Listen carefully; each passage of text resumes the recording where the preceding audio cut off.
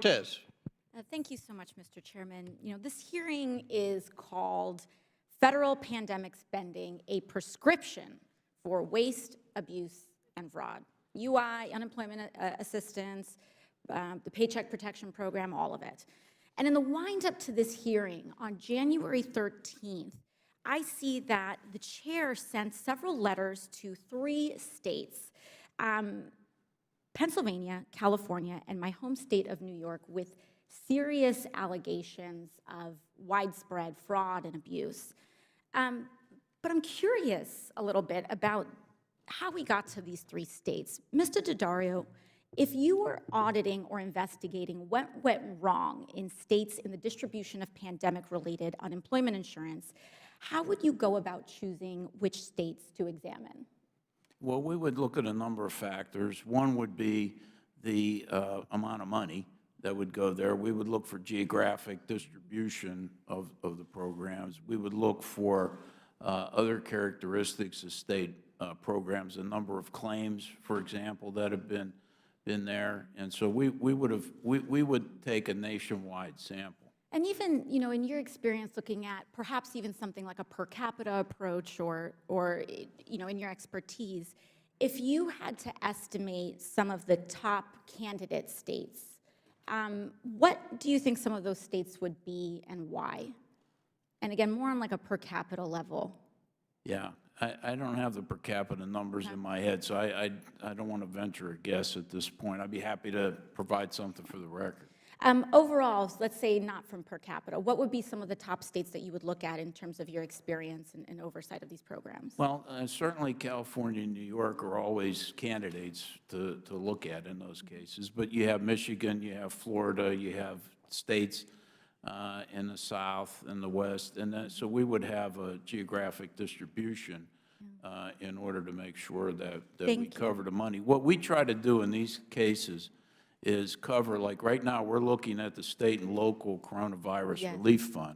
And we've selected 18 states, and we're looking at, they account for about 60% of the total amount of money. Thank you, Mr. Dodaro. I'd like to submit to the record this report from the Pandemic Response Accountability Committee entitled Key Insights State Pandemic Unemployment Insurance Programs.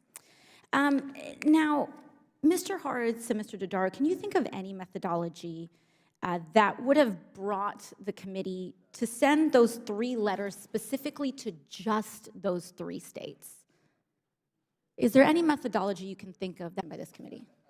Well, I would defer to the committee. I don't really know what their objectives were in that case, and I don't think. I understand. Now, I want to dig into this report. According to this report in PRAC, for example, Arizona paid $1.6 billion to individuals to stolen identities to get unemployment insurance benefits.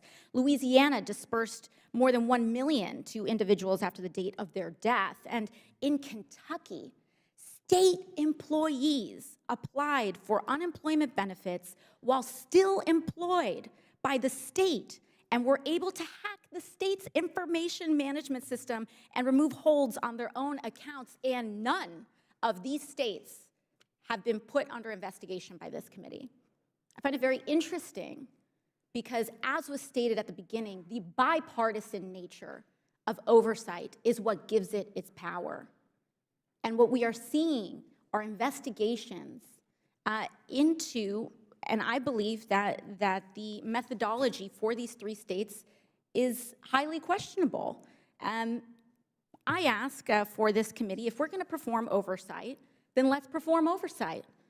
Congressional Democrats are ready to perform that oversight and help our constituents get the benefits they need to pay their bills. And I think that there's no shortage of members of this committee who are willing to stand up to their own party when it's necessary. But I cannot, for the life of me, understand why the majority would send these 3 letters just to these 3 states that leave us with no other conclusion that there needs to be some rank partisanship in this investigation. Committee Republicans, I ask, if we're going to start off, let's do it right. And with that, I yield my time. Before I yield back, if the Ms. Ocasio-Cortez is willing, I would love to join in a joint investigation of the Kentucky unemployment system and New York unemployment system if you wanted to do that, a joint probe or whatever. I would love to work with you on that, or any of the 50 states, because I believe it's a problem in all 50 states, especially Kentucky. You're exactly right.